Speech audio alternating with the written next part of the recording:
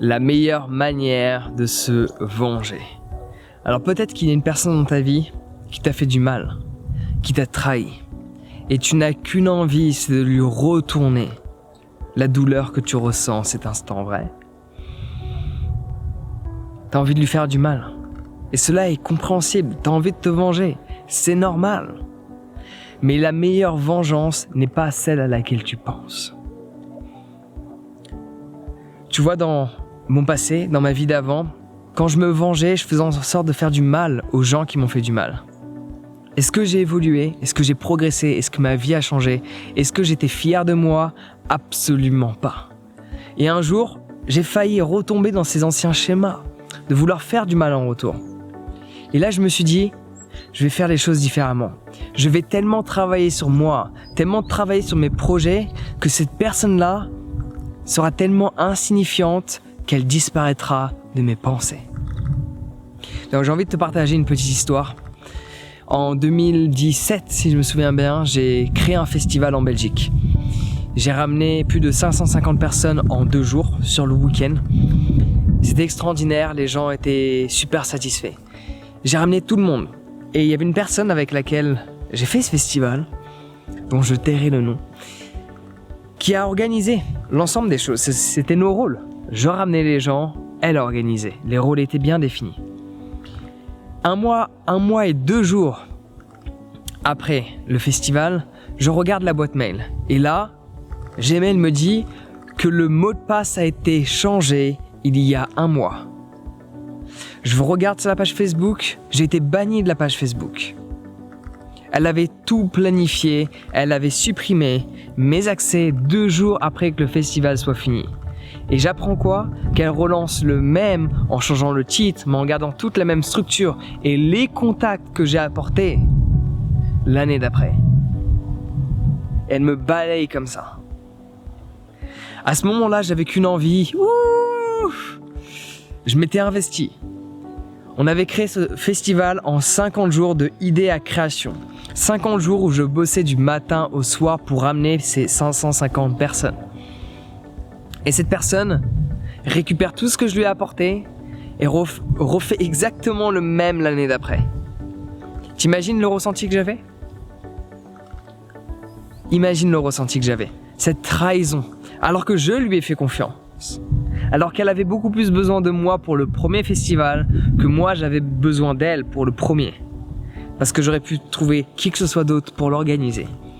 À ce moment-là, j'avais envie de lui causer des problèmes physiques, financiers, juridiques. J'avais envie de lui faire la totale. Mais après, je me suis posé la question. Est-ce que ça vaut la peine que je dirige toute mon énergie pour elle? Est-ce que ça vaut la peine que je donne toute mon énergie pour la détruire? Alors que je pourrais utiliser cette énergie pour évoluer, progresser et faire en sorte que cet événement soit insignifiant. Faire en sorte que où je suis est complètement au-delà de où elle est. Et tu vois, si je te partage cette vidéo aujourd'hui, c'est parce que c'était en 2017 ou 2018, j'ai tendance à oublier, il me semble 2017. 2018, un des deux. En attendant, on est en 2020, fin 2020, ça fait plus de 2 ans, c'est sûr, que cela a été organisé. Ça fait plus de 2 ans, du coup, que j'ai passé à autre chose. Et quand je vois où elle est, professionnellement, et où je suis, je me dis que j'ai pris la bonne décision. J'aurais pu me venger, mais qu'est-ce que ça aurait mené? J'aurais sûrement gagné aux tribunaux, mais toute cette énergie, je ne l'aurais pas dépensée sur des choses qui me tiennent vraiment à cœur. Souviens-toi d'une chose, laisse ta réussite parler d'elle-même. Cette personne-là est en galère, alors qu'elle m'a trahi. Moi, j'ai laissé cette trahison de côté, j'en apprends des leçons, la prochaine fois, je serai plus méfiant, je ferai toujours confiance, mais je serai plus méfiant. Une fois, pas 2. Si tu me frappes une joue, je te tourne pas l'autre. Just one, not 2. Donc la moralité dans l'histoire, c'est que où je suis aujourd'hui, j'ai grandement évolué. Personnellement, spirituellement, émotionnellement, relationnellement, professionnellement. J'ai évolué sur tous les aspects de la vie. Et elle est toujours au même endroit. Parce que son jeu est un jeu de trahison. Et moi est un jeu de collaboration. Si tu voyais ce que je propose aux gens avec qui je travaille, qu'ils soient salariés ou en auto-entreprise, des freelances, je leur propose des choses super avantageuses parce que je fais en sorte que les choses se fassent sous un angle de collaboration, qu'on construise quelque chose ensemble. Je ne trahis pas les gens. Et quand je regarde où je suis, je me dis « Oh yeah, j'ai bien fait de fonctionner ainsi ». Donc la meilleure vengeance que tu peux mettre en place, c'est de réussir toi. Et de faire en sorte que ton environnement change complètement. Et comme ça, tu pourras observer de haut où cette personne est. Et là, tu en seras pleinement satisfait.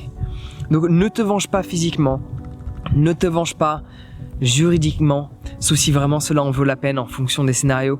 Mais c'est tellement d'énergie donnée à toutes ces institutions, tellement de temps donné, alors que tu pourrais utiliser ce temps-là pour te focaliser sur tes projets, voyager si on en est autorisé, si on n'est plus confiné. Ton temps a énormément de valeur. Est-ce que tu as envie de donner ton temps à cette personne qui t'a trahi? Ou de le focaliser sur toi, sur tes propres projets? Et d'évoluer considérablement. Je peux te garantir que ça en vaut la peine. Parce que les personnes qui trahissent tout le monde en permanence, elles finissent toujours au même endroit. À l'endroit où elles sont toujours. C'est-à-dire nulle part. Elles n'évoluent pas.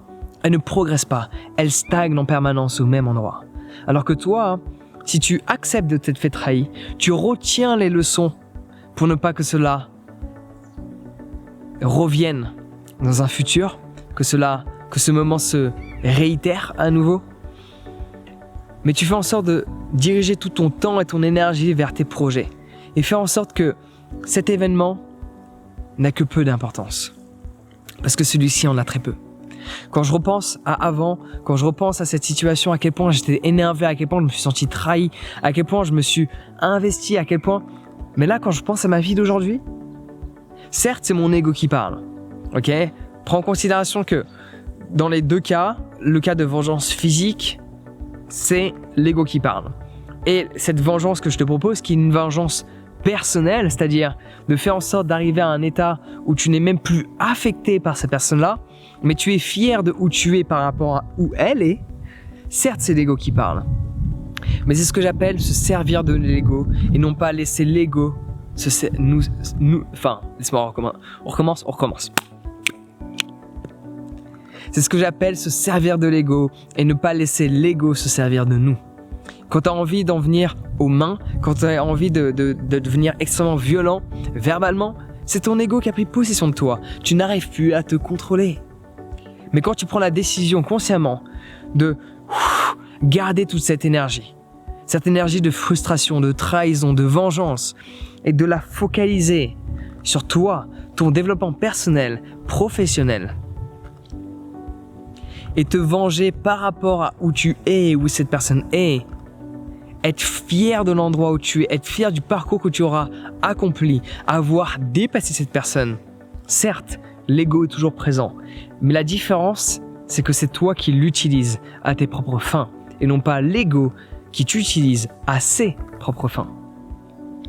Donc si tu veux aussi contenir cette colère, méditer est grandement essentiel. Okay, donc tu peux télécharger mon guide sur la méditation, ça va te permettre de gérer cette colère, switcher toutes tes pensées qui sont extrêmement négatives par rapport à la situation pour les déplacer par la suite, soit dans l'instant présent, soit sur ton avenir, tes projets, ce que tu veux accomplir. Et là, tu auras effectué la meilleure des vengeances qui soit. Quand je repense à toutes ces personnes qui m'ont, humilié à l'école, quand j'étais la tête de Turc, je sais que peut-être t'as des difficultés à le croire, mais j'ai été la tête de Turc au collège jusqu'à mes 16 ans, je dirais. Après, je suis passé de l'autre côté, à être celui qui fout la merde. Je commence à foutre la merde peut-être à partir de 15 ans, mais jusqu'à 13-14 ans, j'étais la tête de Turc.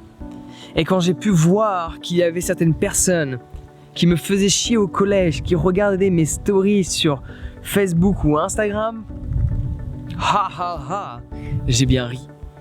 Certes, mon ego est là quand je rigole, parce que je regarde où je suis et je regarde où ils sont. Je vois qu'ils m'observent alors que moi, je les ai ignorés depuis des années. Et c'est là que tu vois que le changement a opéré. Et c'est là que tu vois que c'est la meilleure des vengeances qui soit. Tous ces profs qui ont pu me dire, tu ne réussiras pas, Jean, dans la vie. Regarde tes notes. Maintenant, je regarde où je suis, je regarde où ils sont, et j'ai envie de dire, ha ha ha. La vie est bien faite quand même. Donc la meilleure des vengeances que tu peux mettre en place, c'est une vengeance personnelle. De te focaliser sur toi, d'oublier ces personnes-là, et dans quelques années, juste regarde en arrière où tu es et où ils sont. Et là, tu diras, tout comme moi, ha ha ha. Oh yeah. Donc n'hésite pas à calmer toute cette colère.